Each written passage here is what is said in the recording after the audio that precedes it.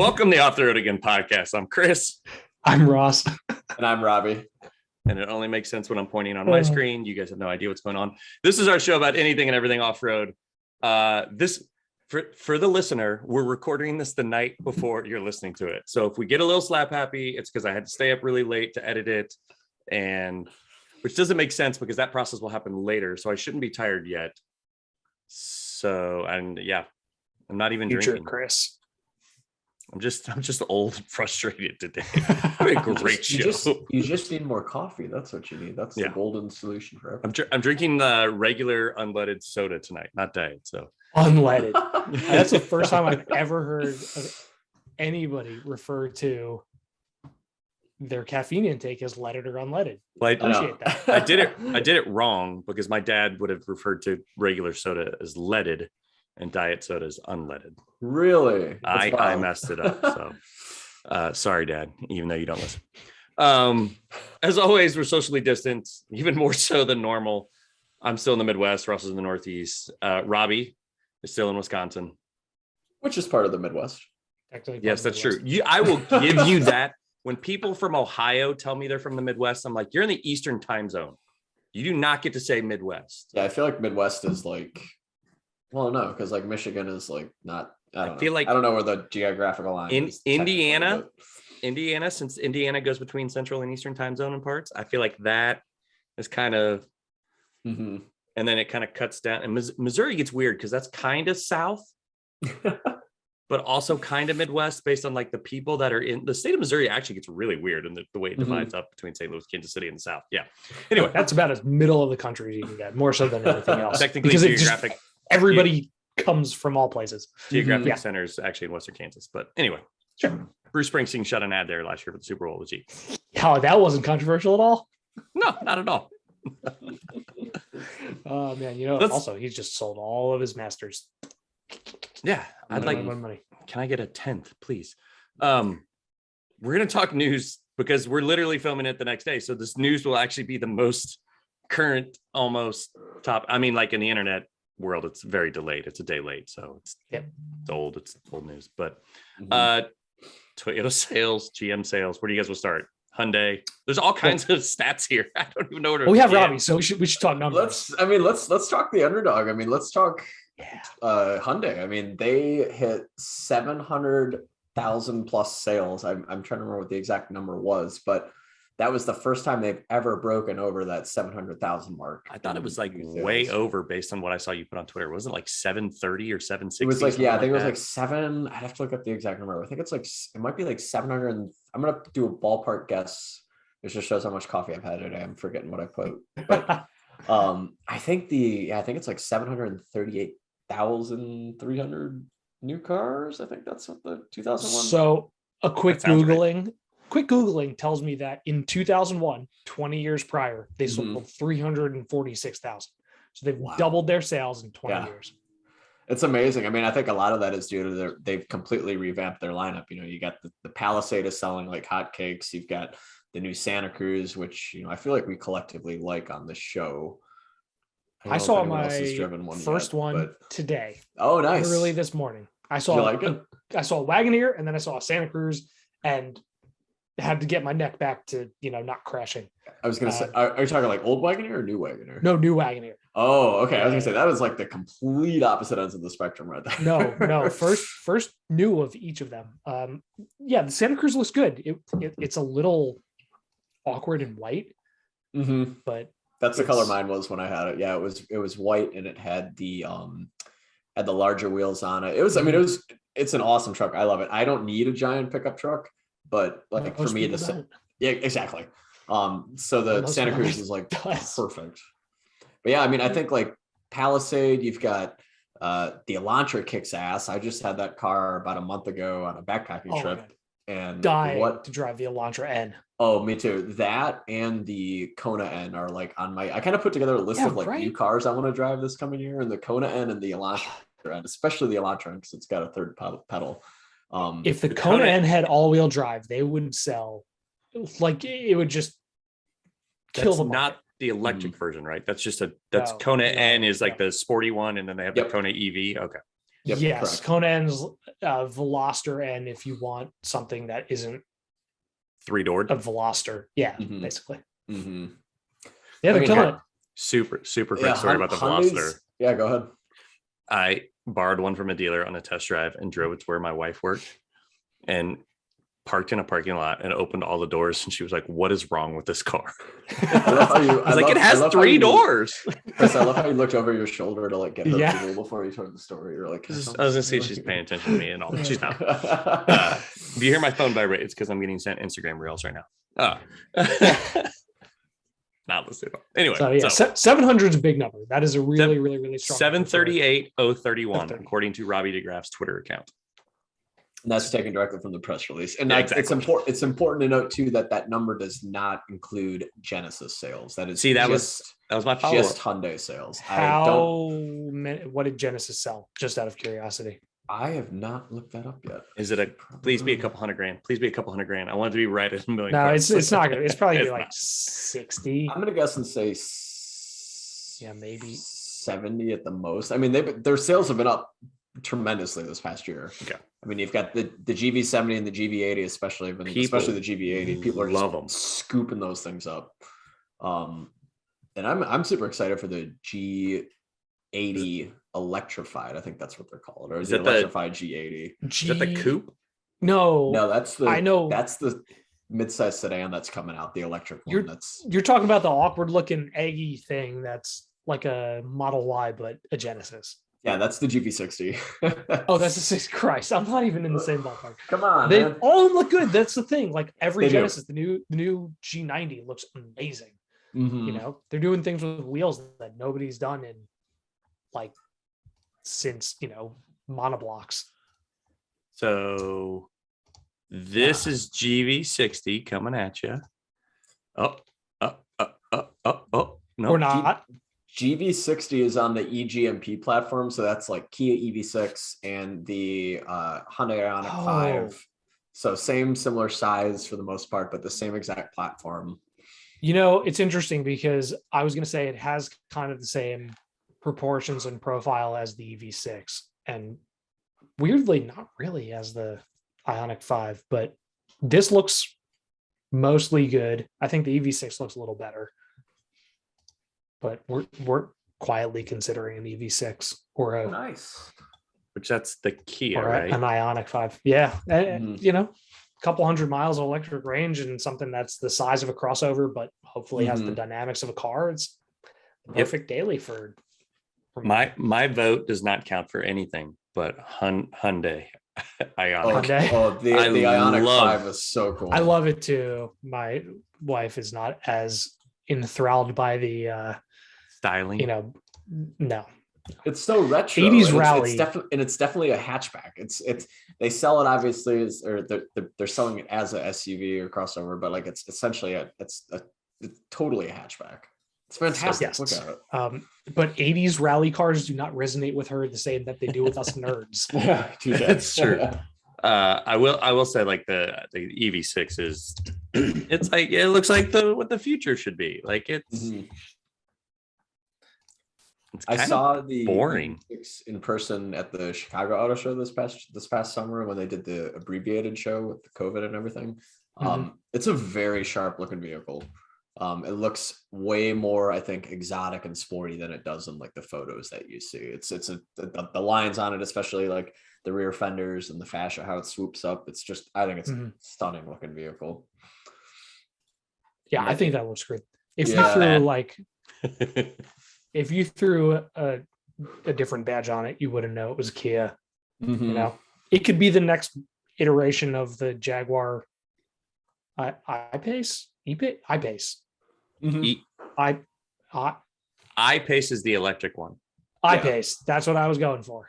The E-Pace, which sounds like it should be electrified, is not. Is not.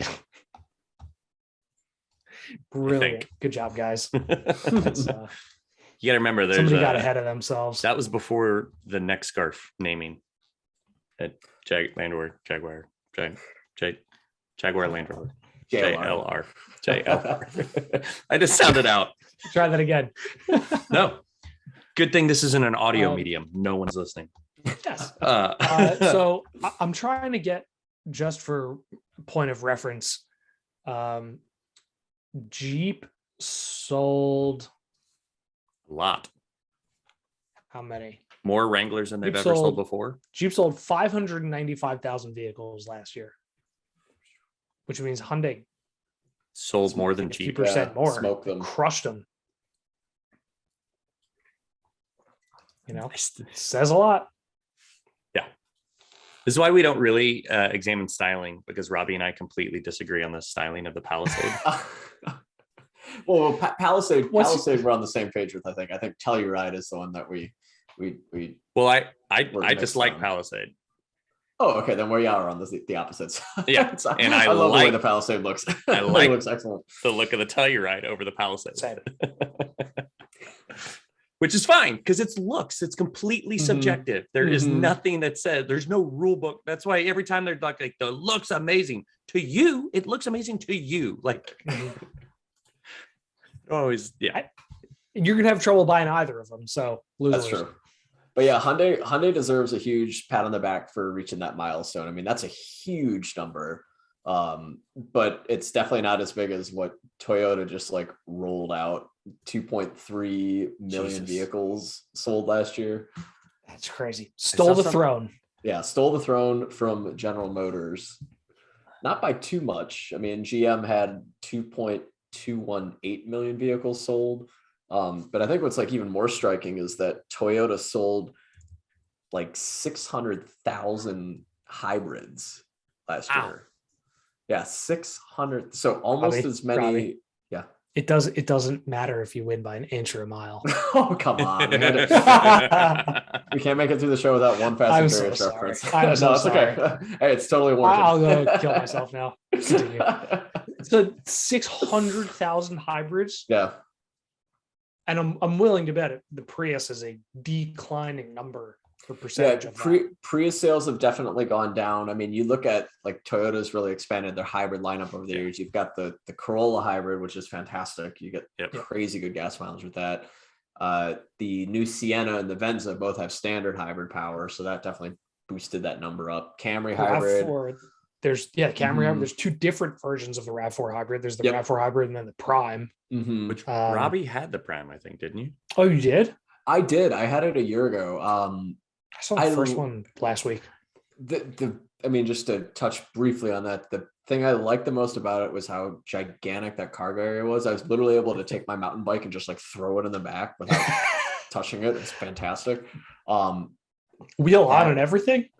What's up? Yeah, wheel on and everything. 100%. Yeah. Rear seats down. Rear seats down. It's not a Suburban, Chris. Come on. I mean, my youth 24-inch mountain bike for my son, I still have to drop the third row to get that in the back of the Suburban. Oh, man. Yeah. Can I get a video of you riding the youth 24-inch mountain bike, please? No, I don't ride it. I just put it in the back so he can ride it. And then we could take it, make a GIF of it. And that could be like the official GIF for the Off the Road Again podcast. Oh, but no, my God. RAV4 is an excellent cargo area. I mean, it's just gigantic. But the thing I did not like about it, first of all, it was ridiculously expensive. I don't remember exactly what the price tag was on it.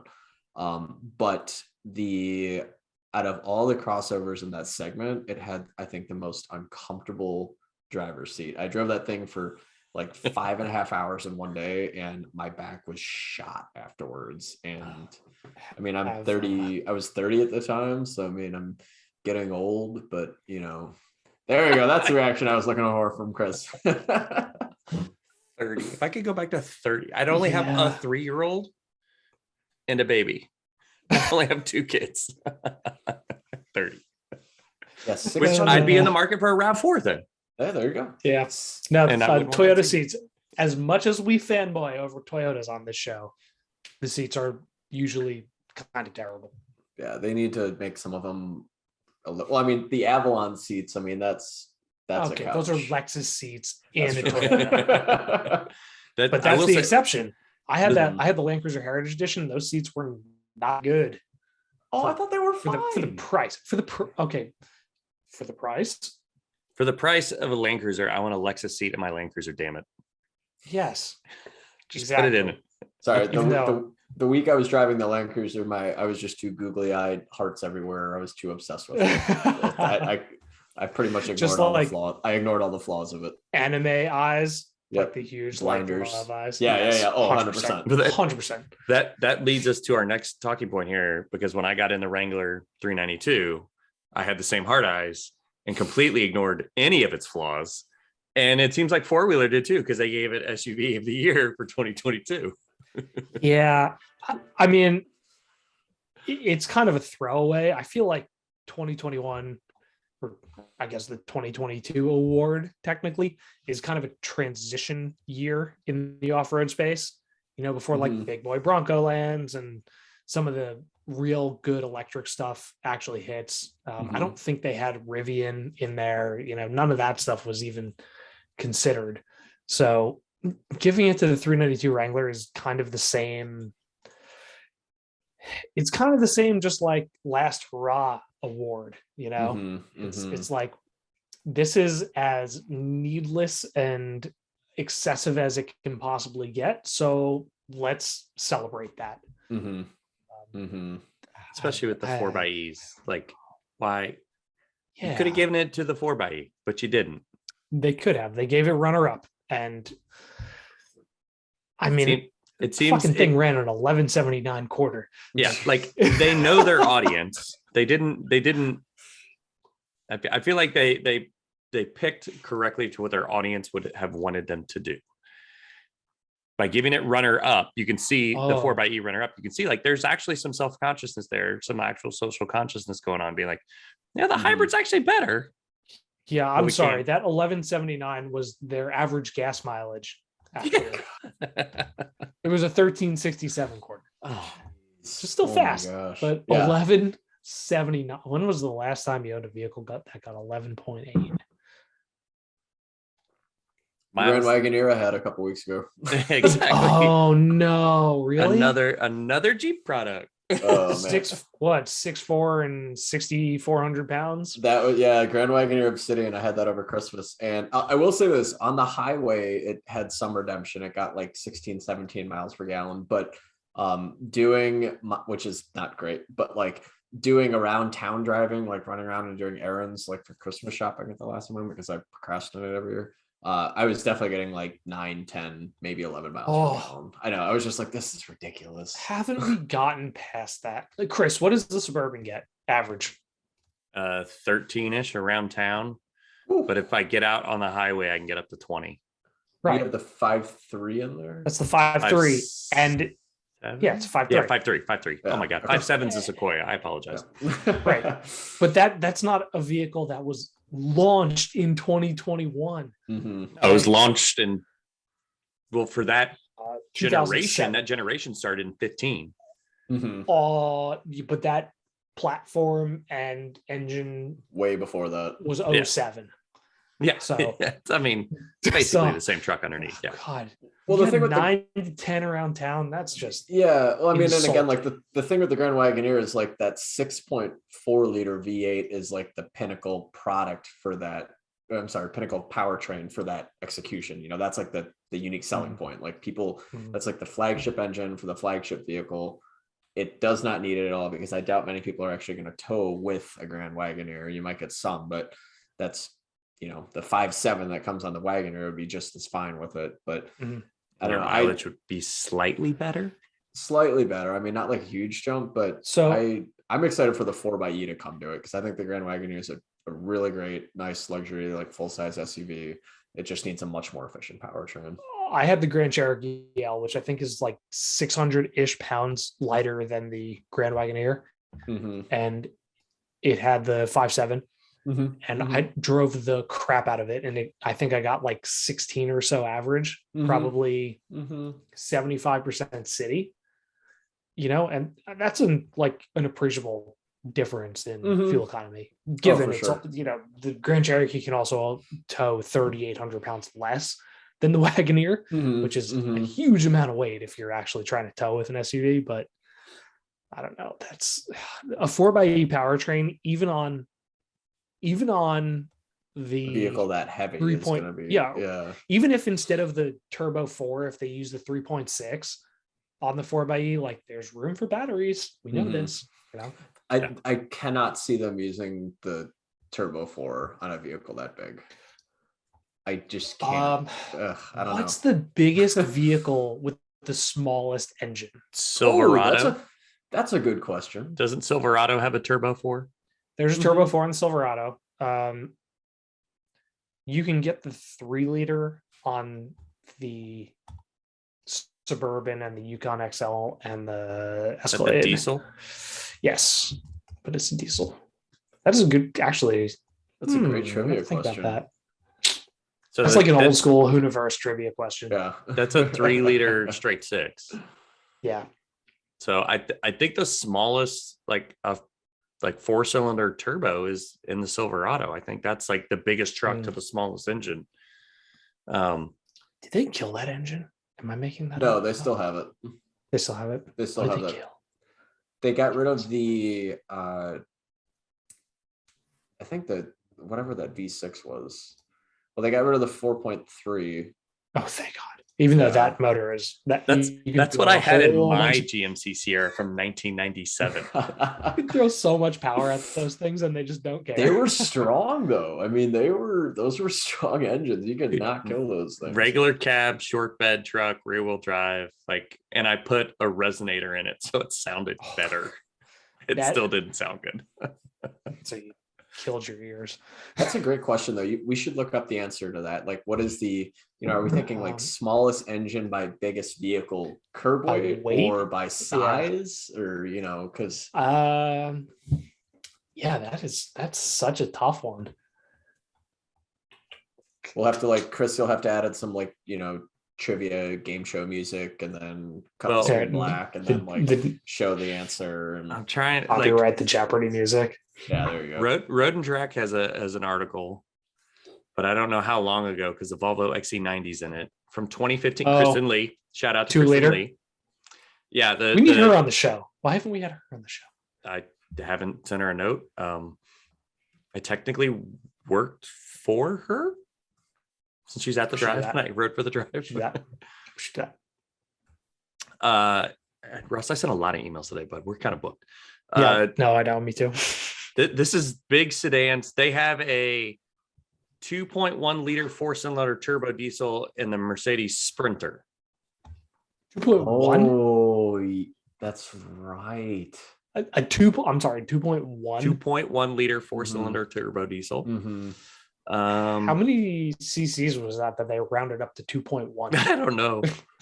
Well, the same engine then goes into the GLE, and that's pretty good size. But I think the Sprinter with that tiny engine is probably now XC90 weighs 5,000 pounds and has the 2-liter turbo, but that's twin charge. It's turbo and supercharged. Well, I have a really weird hypothesis. I'm just sitting at this. Thank you, Kristen, for writing that article 6 years ago. So we might have some stuff updated there. Hummer H2 curb weight was 6,614 pounds. Okay, the 4xe is a 2-liter and it's 5,300 pounds or so. The Wrangler 4xe, which means the Grand Cherokee 4xe is going to be even worse off. Oh man. Anyway. So okay, we should chug it along. The good news is, speaking of, what are you going to say? I don't know. What are you going to say? I don't know. I was going to say the good news is we can talk about something else. The good news is that the Ford Lightning doesn't have displacement for us to compare to its weight. Mm-hmm. It has kilowatt But we can hours. compare its price because now there is a configurator. Holy shit. It's pricey. It's expensive. So recently I built an R1S over on Rivian's website and I was in the low 70s. And that's without I turned off all-terrain stuff. I turned off dumb stuff I didn't want to deal with. I was like, just give me what is the cheapest SUV EV that I could get from Rivian. And it was $72,000, $72,250. When I built a Lightning today, I jumped past 70 so fast. Okay. So to set the stage, Ford's throwing the big number out there that it starts under 40, right? It does. It starts but at 39,974. That's the Pro trim, which is their Lightning work truck. Yes, it is as no option as it can get. The top trim is the Platinum, which starts at 90. Actually, almost 91, 98.74. In between, I don't know how much you played with this configurator, but I built an XLT with the extended range battery that was over 75 and it still had cloth seats. I was similar to a lot of that stuff. It did make sense on why Jeff was posting Lightning configurations with red and the old Lightning wheels on it, and then he did the Harry's house speed or whatever it was. Nice. Yeah, I was like, that makes a lot of sense. But yeah, there's a big That's the price second jump. reference. We should do a 3 strikes you're out, and then you just get 3 strikes. The show just ends. We just sign off. It's a rule. Here's my question. XLT, you bump the extended range battery. It's a 20 grand jump, 52 to 72, right? It's you like go to the Lariat though. Change. It's only 10. Mm-hmm. Yeah. But so some of that's built into, so whatever's already in the Lariat package, they're then adding to the XLT package that's already standard kind of crap. That's the way you order cars today. True. It like the colors are nice. I like that blue's hot. Antimatter blue looks good, but it's the same thing. It's you want heated seats or remote start. You also have to get the upgraded navigation with the panoramic sunroof. It's like, no, but I don't want any of that. I was building a car recently. I can't remember what it was. I think it was the M4. Yeah, I just had a BMW M440i Grand Coupe last week, and I was like, which was a nice car. But I went online and was building one. I'm like, oh, this could be cool. It's got all-wheel drive. It's got practicality of a hatchback. It's nice to drive. And I was like, I'm gonna go build one on my own. It is crazy how, and I know BMW is not the only one that does this, but like, if you want said certain color, you can't have this package. You can't have this. It's like, it just drives me nuts. Like, if I want this one color, I can't have, this package, and I need to go with that instead. And it's like, why make it so restrictive? But yeah, I mean, F-150 Lightning's got a pretty good base set of colors from what it looks like. And the thing that's been really uproaring on social media today is just the fact that somebody discovered that the only way to get heated seats on an F-150 Lightning is by jumping up into the XLT trim at 52,974. And I really don't think that's going to be that big of an issue for people. But like, hold on, 53 grand for a full size pickup in today's world is like low to mid grade crew cab, 4x4 with the 5.3 or the 5 liter. It's not even like crazy. You can opt. Let's put it this way. So Gladiator, Ford Ranger Tremor, ZR2 are all effectively 50 grand by the time you get out the door. TRD Pro, So the one I was playing with earlier, to get the heated seats, it was a $9,000 package that you had to add on top of the XLT trim. No. So XLT comes standard with the heated seats. Right. So but the one I built one earlier today and it wasn't standard. An XLT? Yeah. I had the same thing. If you click heated seats, it just adds a couple other things. So like, see, and it's like $9,500. So the same 4 models are here today that when I was playing with this earlier. Sorry, boss, I was wasting time. It's okay. She doesn't listen. I did not click on Pro. I did not, anything that started at 60, I didn't touch. Platinum, I didn't touch. I clicked extended range and I clicked XLT. And when I got into starting my build, I picked white because I don't know why. I got down here and there was the standard stuff. And then there was a $9,000 option to get the heated seats and stuff. That's not here now. They changed it because when you sent out the show notes and I saw that the configurator was live, I went on and built the same thing and it was there. Interesting. Speaking of the show notes, yeah, and there were different wheel like there was a standard wheel option and then there was the dark wheel option. That's not here now in the configurator. So Ford may have updated on us already today. Yeah, because I mean, earlier this morning when I first heard about it, it was like, yeah, you had the base Pro, and if anyone wanted heated seats, which by the way is the most popular demanded feature every year when we poll new vehicle owners, with our AutoPacific Fad study, if you wanted heated seats, you had to jump up to the XLT at 52,000. You could not get it as a standard, like standalone option on the Pro, or even just like on, like you couldn't get like an XLT without the heated seat. So yeah, maybe they listened and changed it up. I'll have to check back tomorrow morning and see if that's that's the clarification. Case. That's the most demanded option across the board for new vehicle buyers, not just across in pickup space. Correct. And it actually ties in the pickup space with the demand for all-wheel drive and four-wheel drive expectedly.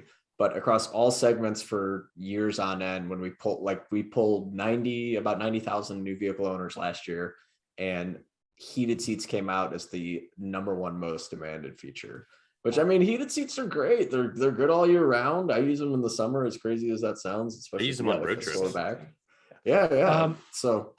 Which is why I love my GM vehicle so much, because I can select just my lower back. Only ones. Both. Yep. Love GM. Ass and back, or just back? No, just back. My back hurts. Just back. No, I agree. Where does like CarPlay and Android Auto fall on that scale? Oh, you know what? Why don't you keep talking and I will grab that, because I know it. I just want to make sure I give you the right number on the demand for that, because that's a feature that has gone up significantly in the past couple of years. I think just awareness of it has increased drastically. The automakers are, talking about it a lot more. I like the Android Auto, but I also don't like the Android Auto. Like it bothers me sometimes. The Google voice activation prompts, like if I listen to a podcast, it just jumps in. I'm like, shut up. And if you talk nasty to it, it gets all like defensive about it. I'm like, I didn't ask you to turn on. Like, but I will say, like, talking nasty, didn't have to turn on. Yeah. And I took crap the other day because I was talking about how much I loved my heated steering wheel. And I took crap on the internet because they're like, what do you Camille is giving me crap. They're like, what do you need now? Like a heated safety belt? I'm like, no, I don't need a heated safety belt. Like I just need the heated steering wheel is fantastic. I've been using it constantly. I don't know that I can go back to a vehicle without it. Having woken up today and left this morning when the feels like temperature was 6, heated steering wheel would have been nice. That was my weekend of single digits and snow. So after scraping the ice, yes, I enjoyed getting into my heated steering wheel. Man. Also, we left the house without an ice scraper on Saturday morning. And I was like, what are we doing? It was the first time it snowed. So Apple CarPlay and Android Auto, that is our 6th most popular demanded feature on 6. Can you list top 5 right 6. now? Yeah, can you give us the top 6 then? Absolutely. So I'll give you the top 10. So the top 10 most demanded features. Do it in the Letterman voice. I wanted Robby to say, who's David Letterman? I actually, in all fairness, I did have to think about what his voice sounded like, because I don't watch Letterman that much. I know. Number 1. Or wait, no. Anyways, number 1. Number 10. So, you gotta count up. We know what number 1 is. So. Okay. All right. So I'm going to go down 1 to 10. Go down. I mean, better than lead, but. So obviously, like we were talking about, the number 10 most demanded feature on new cars by vehicle shoppers is heated seats. Number 2 is blind spot monitoring. That makes sense. Number 3 is parking sensors. Boomers. Number 4 is aging population. Number 4 is all-wheel drive and four-wheel drive. Lack of automotive and driving education. That's been an issue forever. Number 5 is a safety system. Do you have any guesses on what it might be? A safety system? It's as in automatic braking, so I don't hit the thing in front of me. It's an automatic safety system. I'm sorry, not automatic, but advanced. It's an ADAS system. Oh, the lane keeping assist crap that drives me insane. Lane departure warning. Lane departure. And then we have number 6, Apple CarPlay and Android Auto, with 53% of 53% of new shoppers want that on their vehicle. Number 7 is pretty surprising too. Power adjustable passenger seat. I've read a few reviews recently where there were surprising price tags and manually adjustable passenger seats. Oh yeah. Okay, so then that makes sense on why it would be higher on people's list if manufacturers are still putting in the manual seat. That's kind of what I was like, who's still doing that? Like, Both parents get good seats. That should be how it works. And then number 8 comes in at LED front accent lighting. So we're not talking like LED headlights or fog lights. We're like talking the day running lights. Day running lights, or like how Hyundai has like the LED strips on the Sonata that goes up.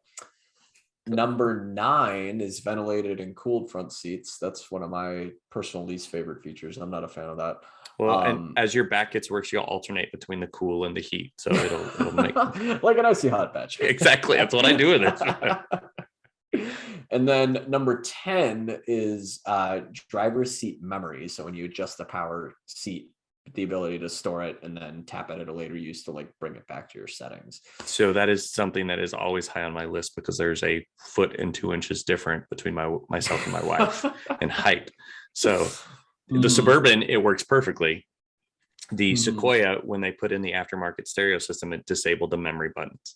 So yeah, that's not ideal in the Sequoia. So yeah, that's why it's her truck.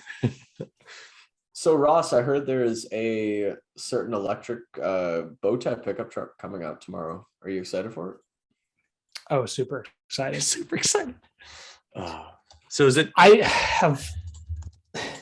don't know. At this point, do you guys feel the same?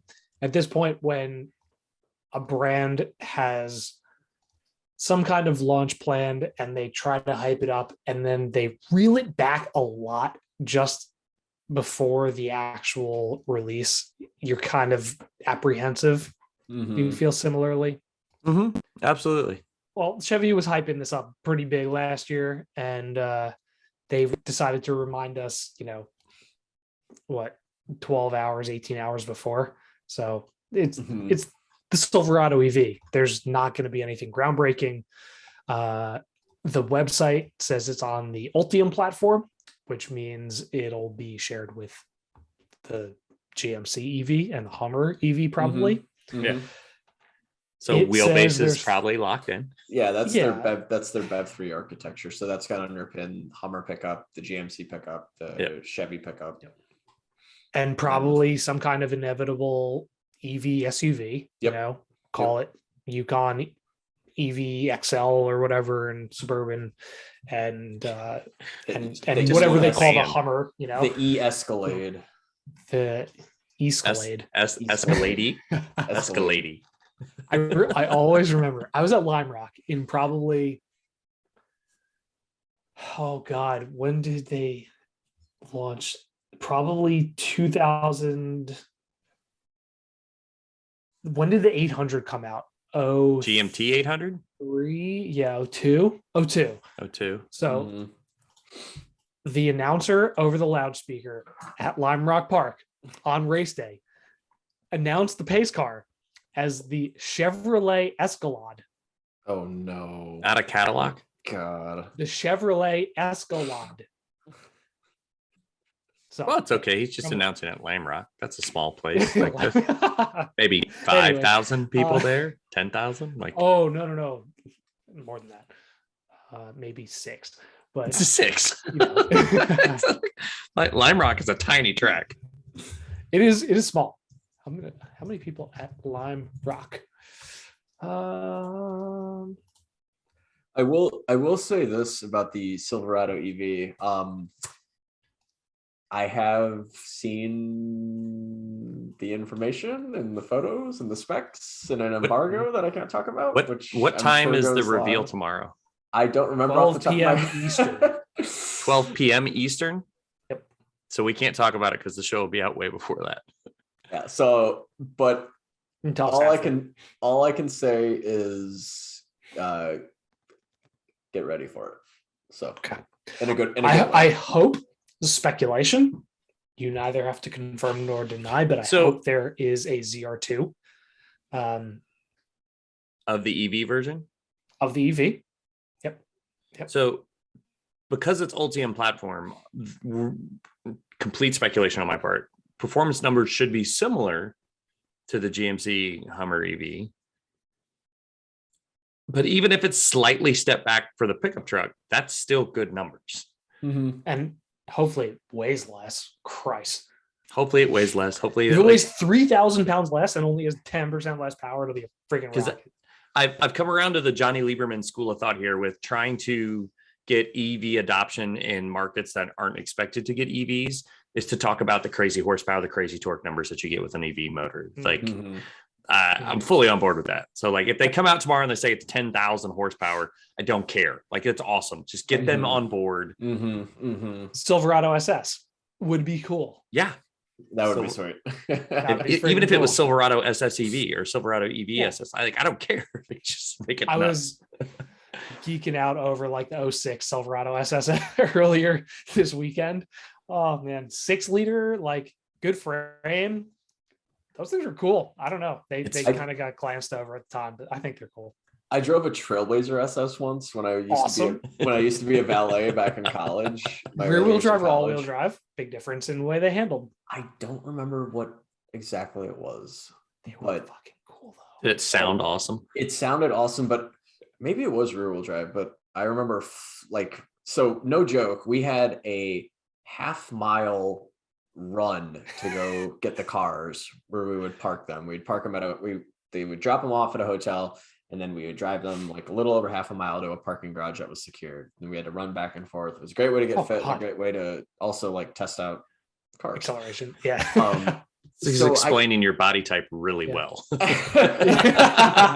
not a runner though. I'm more of a biker, but I'm not a runner. But I remember, I drove a Trailblazer SS just briefly, and I remember flooring it. And I mean, it sounded glorious, like a Corvette, obviously. But then what was ridiculous was just how much body roll there was. It was just like, I thought I was going to flip over into the Milwaukee River. It was terrible. That Durango chassis, SRT on the track.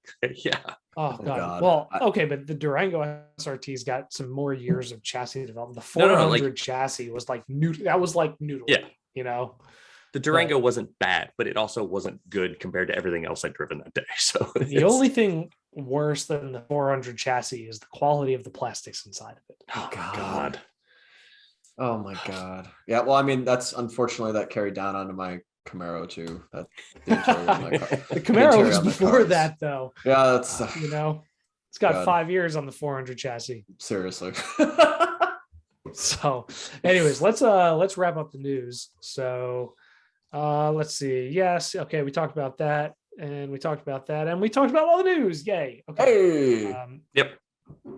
Wait, did we talk about all the news? The last thing I want to say real quick about the news is that the Citroen Ami is the greatest thing ever and they should sell it here tomorrow.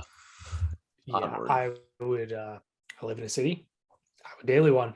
It's adorable. Hell yeah.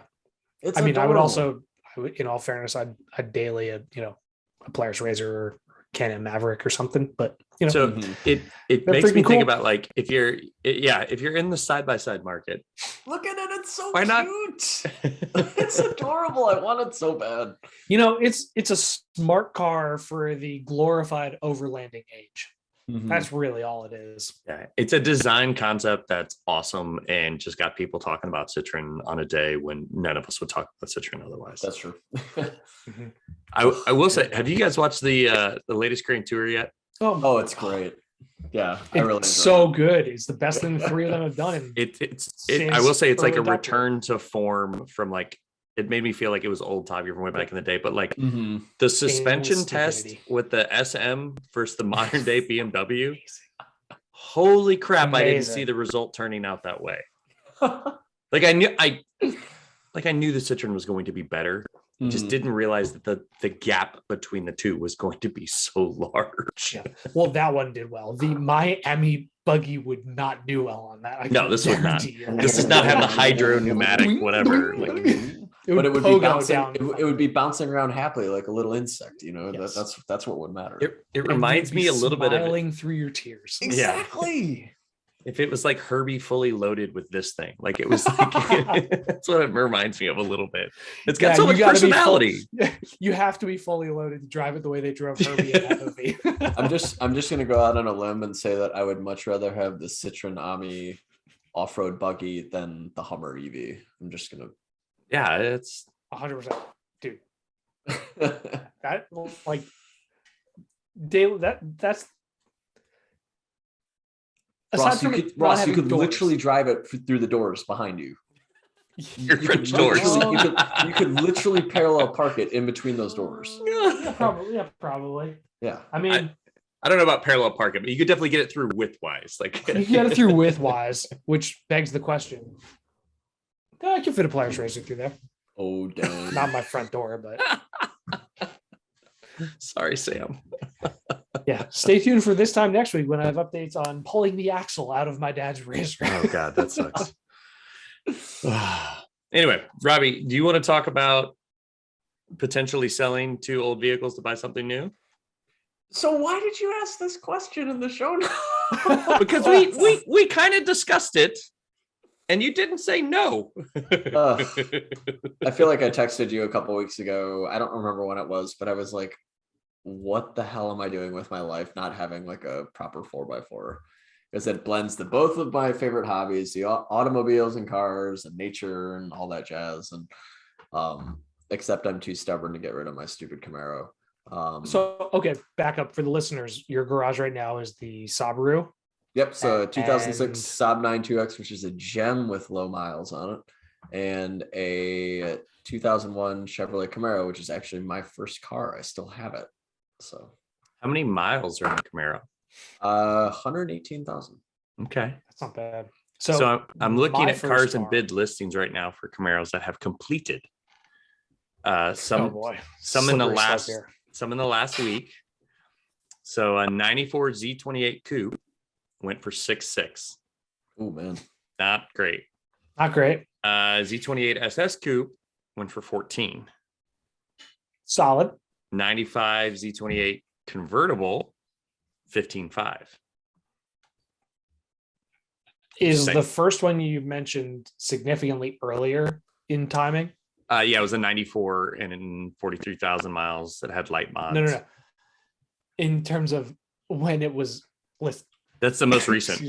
That's the most recent. Sorry. That was December 27th. Oh, really? Huh. Yeah.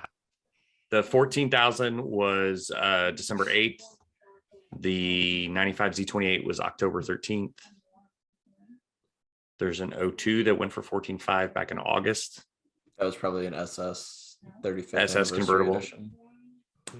Red with white stripes. No, silver convertible. Oh, was it the pace car edition? So not a commemorative.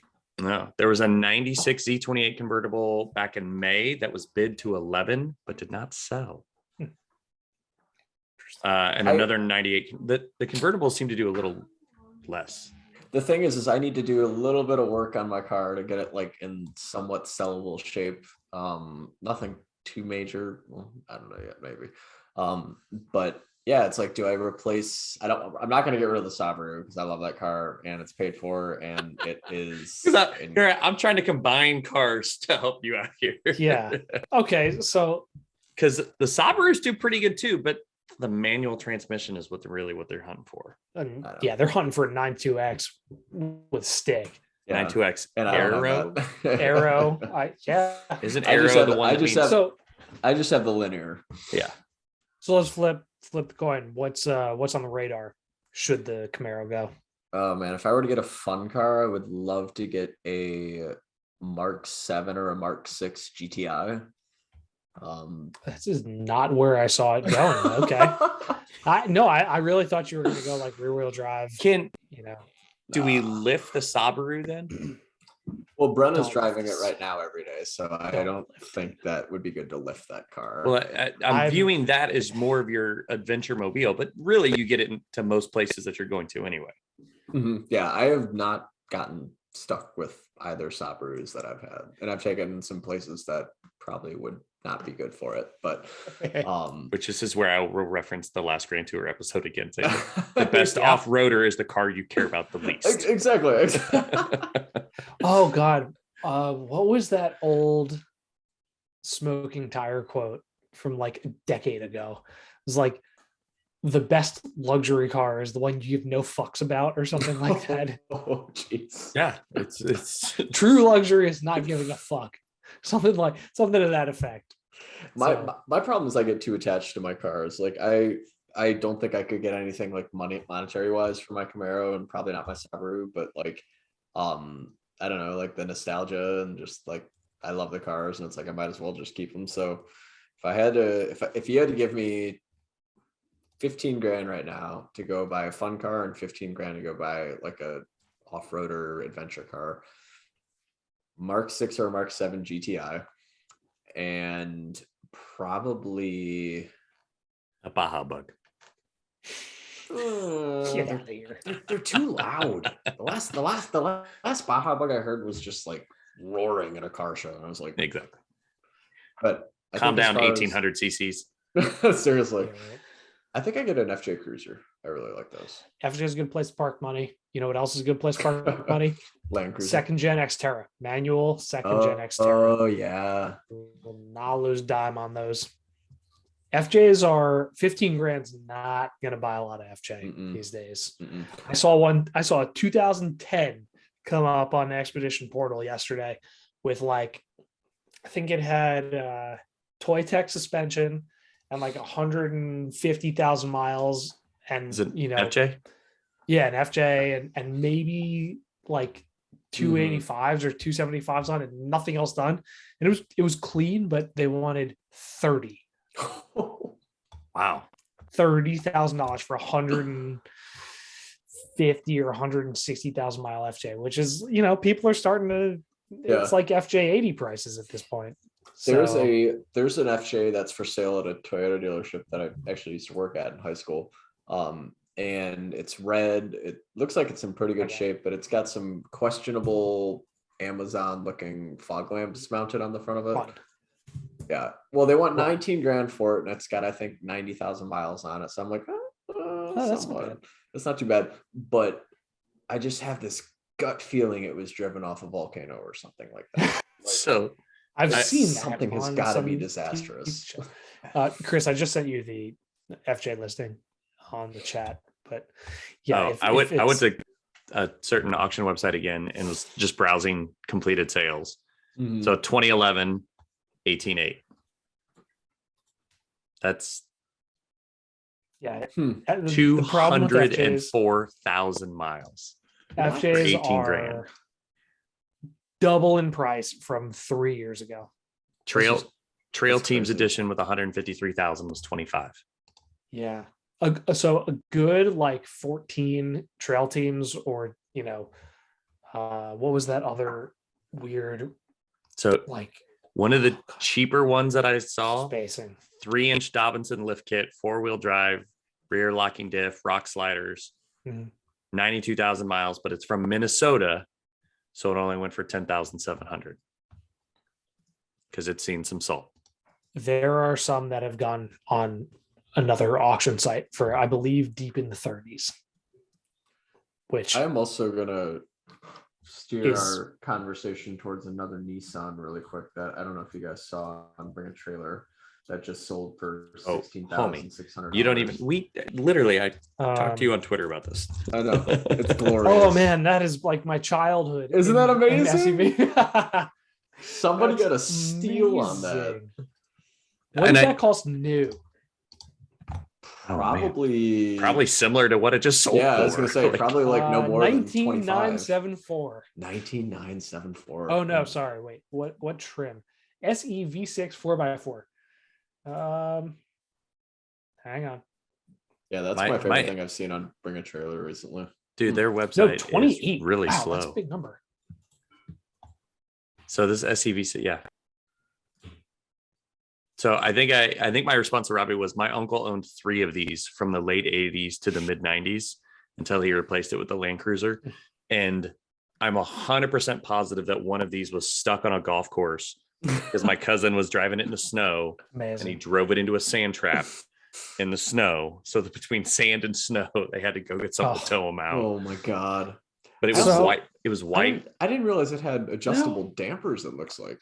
It has a 2-inch lift. Yeah, I didn't notice that at all. Like, how stuffed were those tires from the factory? Oh man. These things look great though. You remember the 2-door convertible Pathfinders from like the late 80s? Yeah. Oh God, they're so good. Yeah, the first gen Pathfinder. First gen Pathfinder. This is such a funny conversation because, you know, when you see a Pathfinder now and I think we talked about the current Pathfinder last time you were on the show, and it is Oh god, it is a difficult vehicle to have a conversation about. I'd rather talk about the Nissan Murano Cross Cabriolet.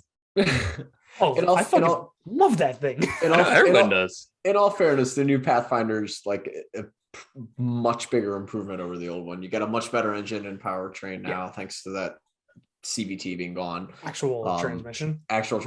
Yeah, that 9-speed, and then a lot of good room for families, and I think they did a decent job styling too to look somewhat like the Pathfinder we're talking about here. Did you know that the 3rd generation Pathfinder was available with the 5.6 liter V8? I did not. I feel like I maybe. Wait, I did know that. Yeah. 2004 to 2012, you could get either the 4-liter V6, which was in the Pathfinder, the Frontier, Xterra, like literally all of their SUVs, and also you could get the 5.6 liter V8. And overseas, you could get a 3. Because that was in the Titan. That was the same engine in the Titan, if I remember. Same engine in the Titan, and the Armada, and the QX. Wait, QX? QX 56 back in the day. I think that's what it was before they went called QX 56. Chris, we see your home screen. I know. Yes. That was early. They show up once an episode. They do. This is the last Pathfinder that I actually liked and considered a Pathfinder. Everything that came after this, no. Yeah, it was just a body on frame ones. It was either a smushed Xterra or a smushed Armada, depending on which way you look at it. Did you know that you could get that same 5.6 liter V8 in the Quest that was sold that generation before? What? Seriously? No, I'm just joking. Okay. Oh, God. That would have been amazing. That would have slapped though. That would have been awesome. Because that was like that was the bubble Quest, the big one. Like what a horrible the big spaceship. Vehicle. No, it was fantastic looking. Oh, it was terrible. It was like a rejected rendering from Wall-E. No. And that movie is the best Pixar film. So don't write which one? Wall-E. I agree, and that's why the Quest was rejected from it, because it's terrible and Wall-E's amazing. If we're talking about hot minivans, I'm going straight to Honda Odyssey. Oh, look at that. Bisimoto. That dude's insane. Those wheels cost more than my house. That's not true. No, it's not at all. So anyways, that 5.6, you could get that 5.6 in the Q sedan, which was that's right. That's a sleeper. That's going to be a big collector's car, I feel, in like 15 years. Yeah. 100%. Those things were deceptively comfortable and fast. Not off the line, but like from low speed up to highway speed, they boogied. Total sleeper. What year was that? Early 2000s, right?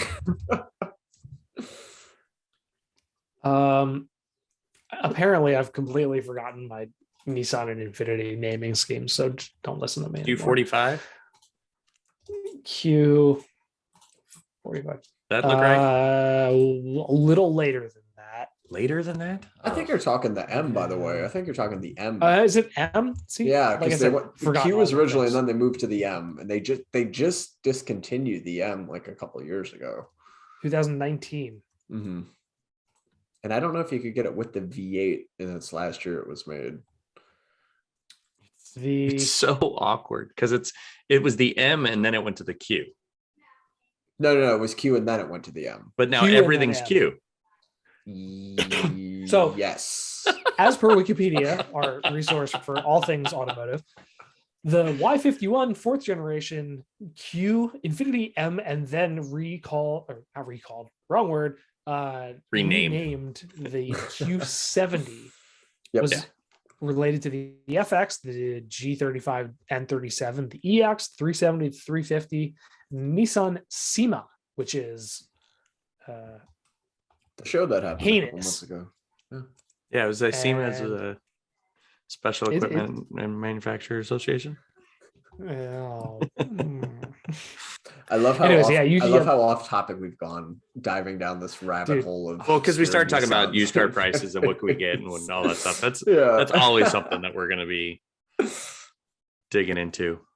The 2010 to 2019, I thought it was the M56, M50, M56, I think you're thinking M37.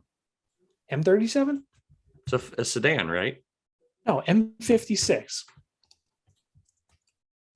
M50. Yeah, no, it is M56 because that designates the engine. Is this back when naming Patents. nomenclature actually represented Sure. the engine and Probably. hence But the that's a AMG good looking 63? car with a It is. big ass engine. It is. That's probably a great thing to buy for a third of what it costs new. From 2015. It was a Q. Oh shit. You know So it what's was cra- M30 and M37 and M56 until 14. even Wikipedia doesn't even know. It Until looked- 14. Yeah. They sold 66 of them in 17, and that was last year. Oh, that is How not many do a you good think- resolution picture? How many do you think the most they sold over the vehicle's life from 2002 to 2017 was? I'm gonna guess and say. Oh shit! No, I was looking at Canada. My bad. Back off. 7. Can't Chair just broke. Awesome. Anyways, that Pathfinder's rad and sold at 16.6. It'll end up in a museum somewhere. Probably. Jeez. Do you want to talk about your new partners? Yes, I do. Do you want to Robbie talk hasn't heard anything about on, these yet. on your No, side first, or please. dive into this? I have no actual new partners. I'm in discussion with one company that said they'd get back to me after the first of the year, and it's been 4 days, and so I'm not really going to complain yet. Because dude, I was on an emailing binge over the break of like trying to line up guests You and were. things like that. Like I was pumping them out, and I was getting emails back saying my out of office was until like the 10th, and I was like, that is way past the first of the year. I congratulate you, sir, on that amazing, like, and it wasn't just like a single person. The auto reply that I got back was like, the entire company is out through the 10th. I was like, that's awesome. Jealous. Also, after like 4 days of being home with my family again, I was like, nah, I don't need to be out till the 10th. I want to go to the office. To each thy own. Yep. So I will say I am talking yeah. to trailer companies, but we'll see. Ooh, who? I'm not telling you yet. I don't have anything lined up. One, you know for sure, because there was a previous guest that actually you weren't on that episode, I don't think. And they said maybe. And I was like, that's not a no. That's good news. And If it is who I'm thinking it is, that's good news.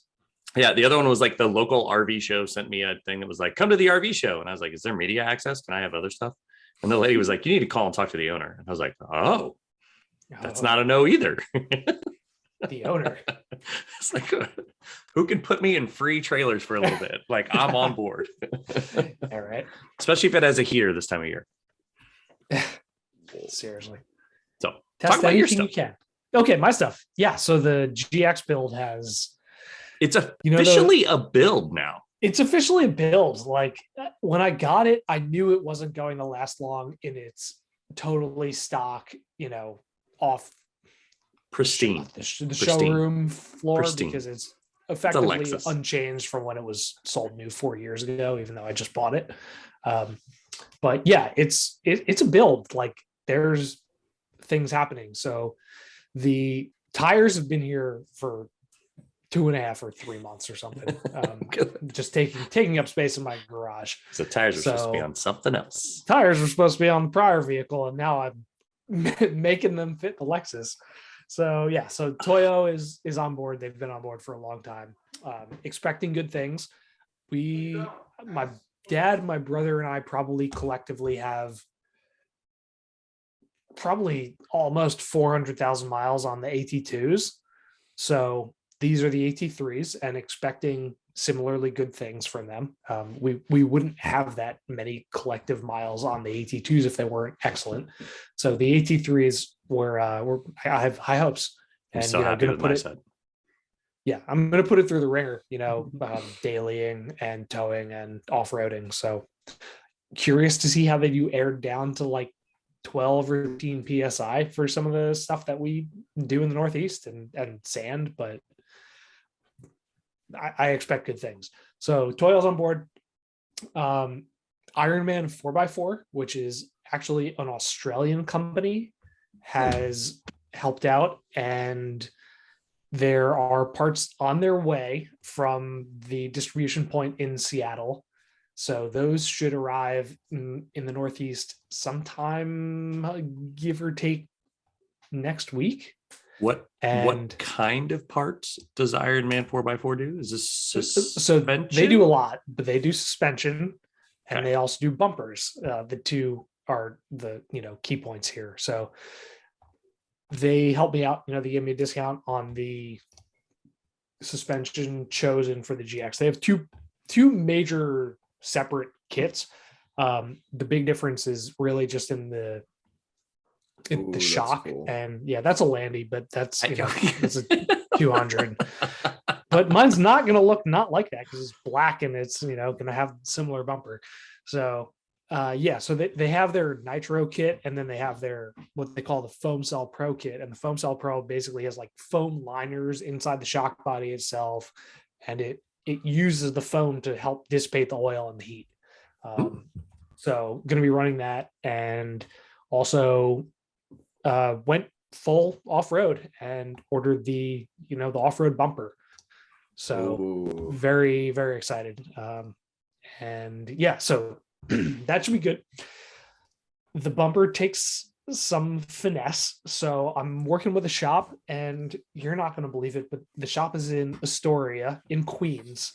And is that a steel bumper? It is. It's heavy. It's 140 pounds worth of steel that bolts up to the front. Jesus. But the good thing, and the reason that I actually decided to move forward with the bumper as opposed to just doing like a hidden, chop the factory bumper and then mount it behind the factory bumper, is that Ironman actually has to subject these bumpers to crash tests in Australia to actually pass it through whatever their equivalent of like Germany's TÜV is. So do they have to do that for all aftermarket parts in Australia? I feel like we should ask Joel that. I'd be curious if. Yeah, I'm not sure, but I know Ironman actually has to crash test these to, provide some kind of substantiation that it actually meets OEM or beats OEM crash test. Because so running into a kangaroo is like hitting a cow. Like it matters. Like they need to know. And hitting a deer or hitting a moose up north at speed is not nothing. So some good confidence coming from that. The bumper, I spoke to the owner of the shop who's going to be installing everything because I am too busy to actually do the work myself. And the bumper is going to take as long to install as the entire suspension. So how much cutting do they have to do? All of it. All of it. All of it. So this is a we're not going back thing. The front bumper, once it's cut, is no longer a front bumper. It's a top third of a front bumper. But it'll, like, the biggest drawback to the GX in its current stock state is the tires and the approach angle. And this, between all of this, it should really help. That's a Prado, but I know I was trying to find Prados the whole time. That's awesome. You can't get those Fender. I forget what they're called, but the bars? Like, side bars here. So does that just mount up to the rocker panels then, or where does that mount? It goes down to the side step, the bumper, and welds to the steps. Which I've never seen. If you have like rock sliders, you weld it straight to the sliders, and then you basically have like exo cage. Which I'm fairly certain you can't get them in the US because of the pedestrian safety. Probably. Could you imagine trying to go through a touch car wash with that? I mean, the thing would never touch your car. No. Toll booth. A toll booth, yeah. That's really cool. I didn't know that actually made that for. Yeah. So the truck should be awesome. The two most, so I've been working with Toyo for a few months, and I've been working with Ironman for a few months, but the two recent partners since we've actually discussed this is Warren. So I was connected with Andy at Warren, who's actually going to be joining us on the show. next week to talk about recovery gear and recovery systems and off-roading. I can't say next week. It's going to be like 3 weeks for shows. He's joining. Andy will be joining us on in the coming weeks. In the coming weeks. Yeah. And I was introduced to Andy through the ATV rider, UTV rider community, and special thanks to Jeff Henson. And yeah, they told me they'd be sending a winch over for me to test, and I was expecting it to take a few weeks to show up, and I walked outside to get the mail and almost tripped over it on my porch. So you would need some real recovery for that actually. Which he then immediately texted me a photo of, and I was like, dude. Yes. Yeah. So there's a VR Evo 12S sitting on my floor over here, and it is a seriously pretty piece of kit, and it is seriously heavy. How many pounds is it? Not the actual weight, but the capacity of it. Is it 9.6? Yeah, it's a 12,000 pound winch. So when I originally spoke to Andy, he said I could get away with like a 9 or a 10, but you get perched on a rock or stuck in a bad place or sunk in mud, and a couple extra 1,000 pounds of pulling capacity is never a bad thing. I've literally, in my entire life of off-roading, which is, since I was a baby, I've never heard somebody say, I wish I had less winch. So they were extremely kind and, sent this over for me to test and review. And I intend on getting the Lexus good and stuck and making good use of it. So please take pictures. There will be pictures. So there will be reports. I feel like it's definitely something you need to go down to Tennessee and be around the other people of UTV driver, ATV rider. Yes, to definitely have that kind of test. There are intentions. Okay. There may be an RTI ramp that I will climb and get numbers out of. Okay. But yeah, Windrock is down in Tennessee, and that's where the UTV headquarters is. So I'm hoping to make it down there this spring. And yeah, the last partner, they actually reached out to us. And what's this us you're talking about? Us at UTV, right? Yeah, okay. Yeah. Nobody ever. Yeah, and Aaron kind of sent him my way, but I don't really know how he got my info. But Wheel Pros reached out and was asking about builds and progress and such. So there are wheels that will be used on the truck thanks to Wheel Pros, and that kind of rounds out the build so far. It's one of those things that like it started and it's escalated quickly. Wheels, tires, suspension. Are we doing any armor underneath? In progress. Interestingly, I'm talking to somebody that I like know through a friend in the Toyota community who lives like 30 miles from me, who's custom fabbing sliders and skids. So might explore that. I will say that's like something that as I research stuff to I'm trying to find, a fuel tank skid plate is something that I always would like to have. And I'm not finding very many options for the Suburban. Engine, fuel, transfer case. That's where you start. That's the big three. Yeah. And I can't find many options for the Suburban. Hello, Robbie. Do you have a question? Yes. I just have a comment. Did you know? Did you know that you can take they make all of that underbody protection for a Subaru Impreza wagon, which you can mount on a Subaru? I know. Because you literally are driving a Subaru. I have a few bookmarks for it. I'll have to show you at some point, but it's like, maybe my tax return will go to that next year after I get married. That's awesome. After the important things are paid for. Exactly. Yeah. So armor has been discussed and researched, and the goal for this is Moab in March. We're doing a trip out there in March, and I'm trying to do that delicate balance with the truck and the build between have to drive it 2,000 miles or so to get there, and also take it on trails without significant worry about what kind of damage I can do, and that's have to drive it back.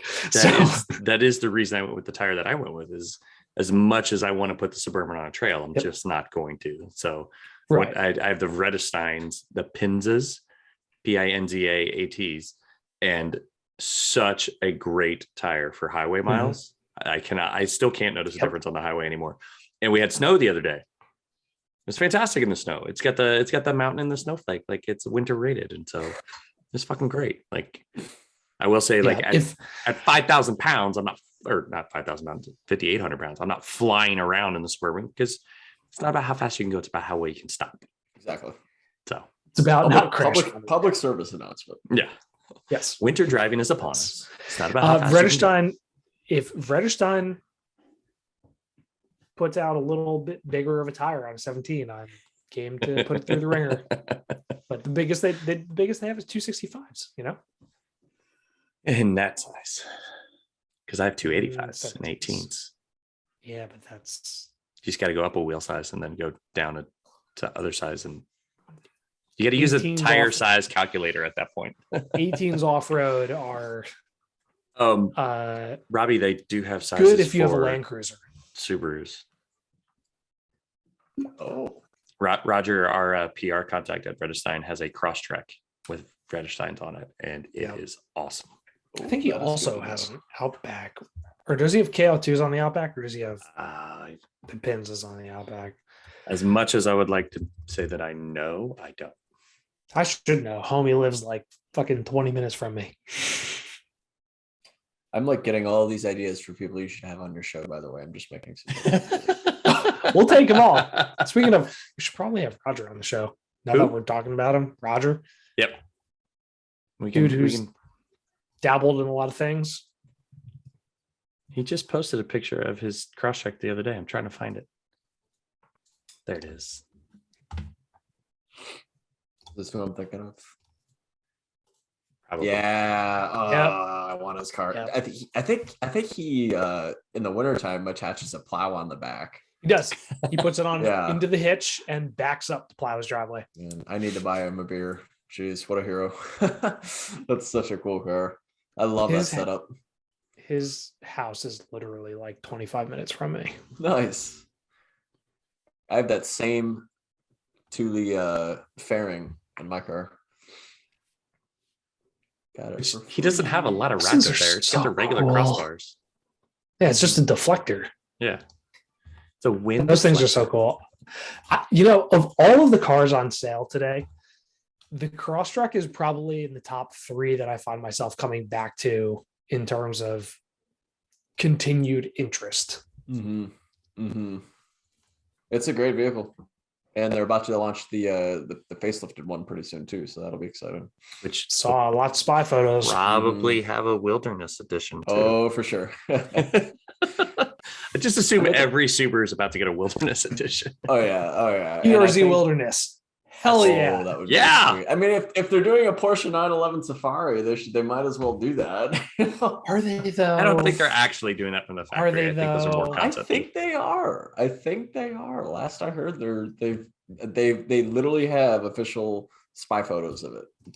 Also, Subaru is like Subaru and like Dodge and Jeep are the only 2 companies that do actual like colors on their cars, like orange and green, and like now that we have a dumb 4Runner that's neon green or whatever, but you can get a color. I saw one. It just costs $10,000.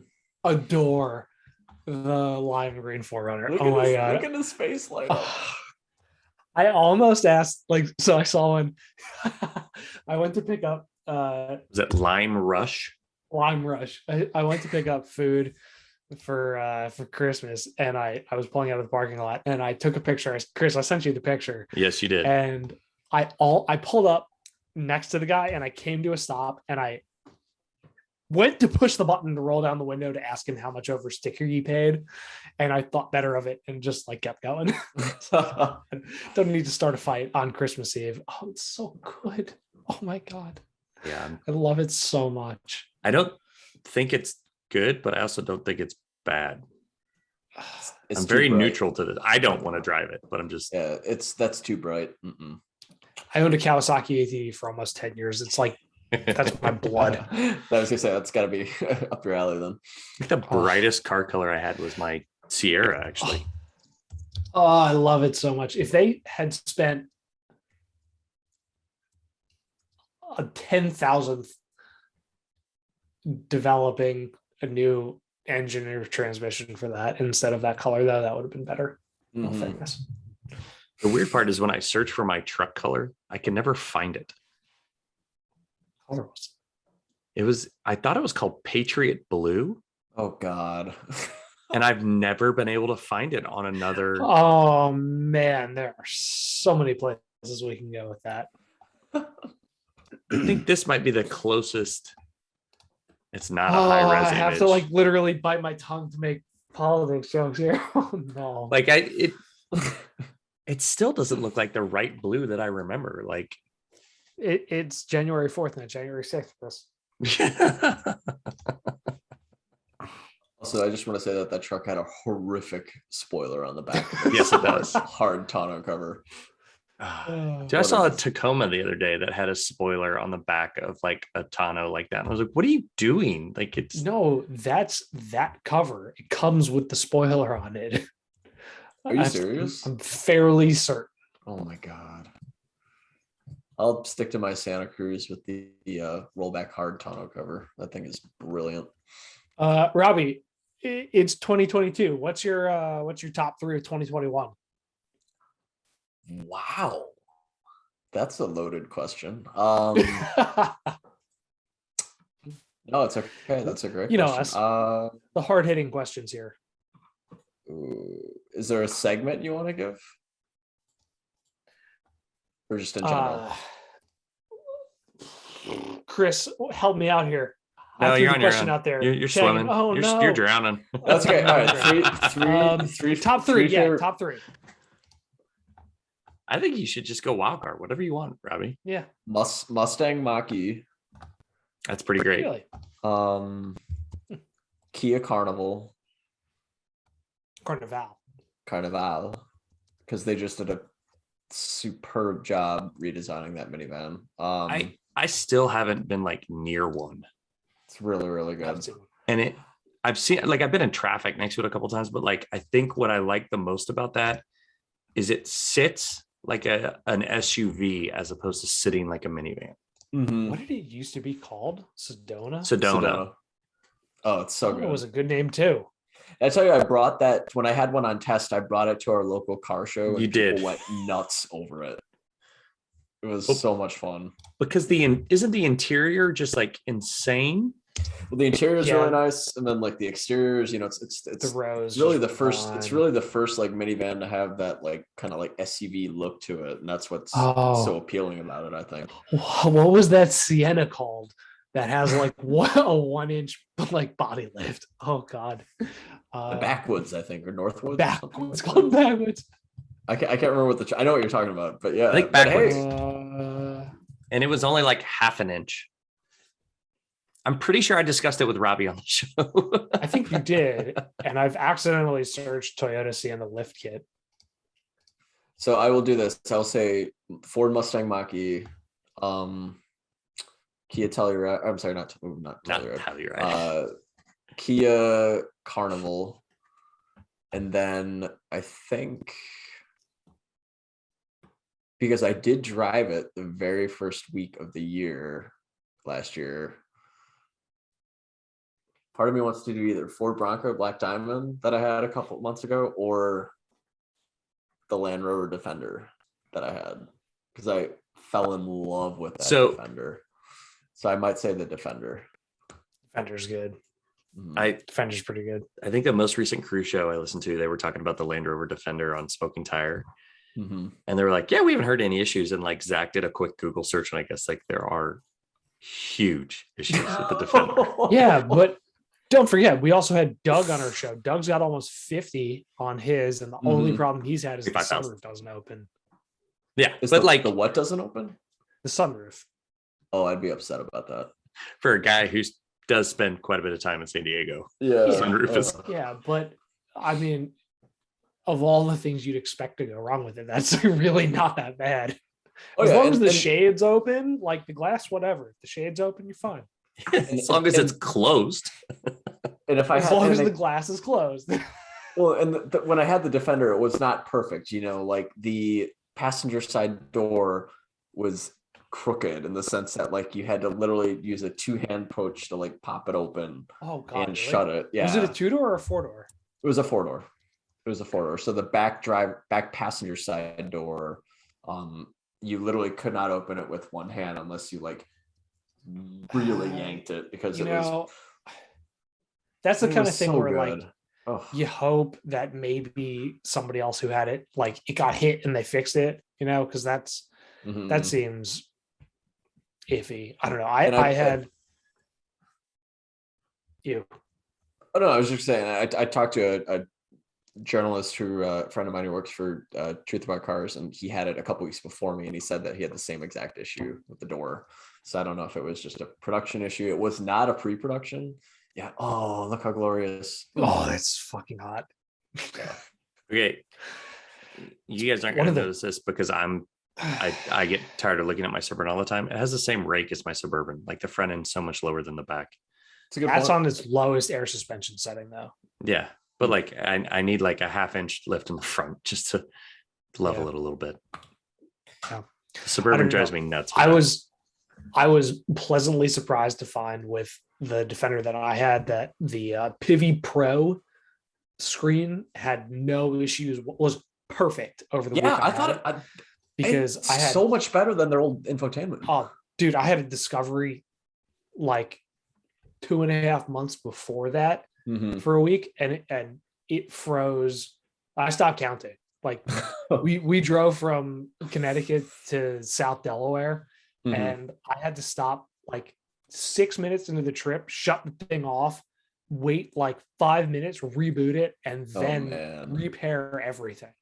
So the Defender, perfect. I had no issues with it. It was great. I would love to pick up one on the used market in a couple of years. I know that's like dude, they're selling for way over MSRP. Oh yeah. Like we had the 90, and like this was my first year of getting press cars regularly, and we had the Discovery, we had a Yukon Denali, we had the C8, like a bunch of good shit, and the D90 was the first and only car that my wife literally stopped and was like, oh shit, like that's hot. It's like it is, right? Like it's really like they nailed it. Like they really fucking nailed that's it. So good. She didn't jump on that Tahoe RST. Oh yeah. No. They should have called it. It should have been Discovery. Discovery should have been LR5 or something like that. But yeah. All right. I'm going to wrap up the show because I'm looking at the clock and I don't know how long it's going to take to edit this. Sorry. So, Robbie, what do you want to plug? You can follow me on Robby _DeGraff on Twitter, as well as at AutoPacific. That's it. You're kind of a big deal at AutoPacific now. I don't know about that. But dude, well, Ed's in charge, and you were one of 3 other names that he mentioned saying, hey, I'm in charge now. We've got a great team. We've got a really, really good team. We're entering into a new era of what we do. So we're super, super excited with that. It seemed extremely excited. So yeah, I'm super excited. That's awesome. You can rate and review the show on iTunes. You can like and subscribe on YouTube. It's Robbie. So Robbie's at Robby _DeGraff on Twitter. He is not on Instagram. He keeps abandoning me there. He comes back on for a little bit and then he abandons me. And it's probably he probably abandons me for the same reason that like I get super sad when I look at all the places that I'm not.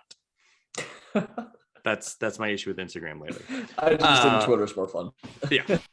Especially because now I've curated it so I have very little political commentary. It's just people with weird car stuff. That's the way to do it.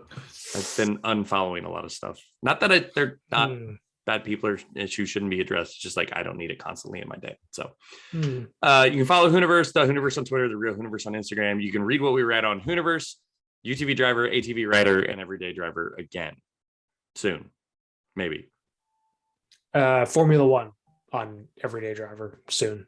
Talk about Formula One. F1. Yeah, you didn't discuss it with me at all. I'm kind of offended. Sorry. Ross is at no, not like the one from Friends. I'm at Overlanding Dad, and that's it. We've done our show. Thank you, Robbie. Thanks, Robbie. Thank you. Happy birthday, Robbie's mom. Sorry, it's a day late. It's belated. It's belated. It's published. Belated. Oh no, that's Better okay. than That's good.